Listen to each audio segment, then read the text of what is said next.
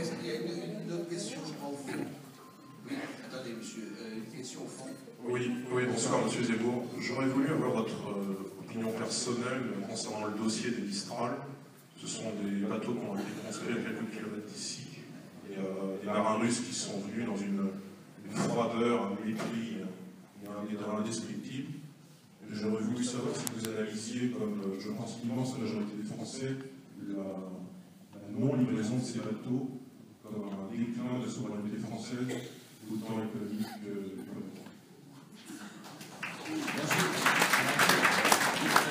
Une question au premier rang ensuite. C'est très simple, c'est très simple. Je l'analyse évidemment comme vous. Évidemment, Hollande a cédé aux pressions américaines. Ça me paraît évident. D'ailleurs, il l'a compris lui-même. Il essaye désespérément de faire machine arrière. Il essaye de se rapprocher de Poutine, tout en n'offusquant pas le maître américain. Vous savez, à partir du moment où Sarkozy nous a ramenés dans l'alliance militaire de l'OTAN, décision d'ailleurs qu'avait préparée Chirac lui-même, j'explique tout ça dans le livre, vous avez vu, vous savez, l'OTAN, c'est, contrairement à ce qu'on dit, c'est très pyramidal. Les officiers français, quand ils sont en Afghanistan, quand ils sont ailleurs, quand il y a l'armée américaine, ils demandent leurs ordres aux officiers américains. C'est comme ça que ça se passe. Donc, c'est bien pour ça que De Gaulle avait enlevé la France de la structure militaire intégrée.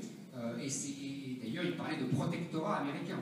Ce qui ne veut pas dire qu'il ne doit pas y avoir évidemment des cercles de rencontres entre les dirigeants français et américains. Nous sommes alliés. Mais là, nous sommes tout le temps sous la pression américaine.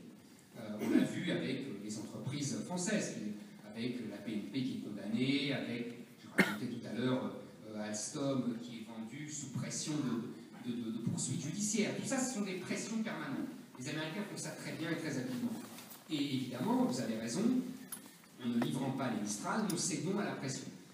J'ose espérer, si vous voulez, que là, on voit bien que les Européens essayent de se rabibocher avec Poutine sans rompre avec Washington. C'est du travail de dentelier.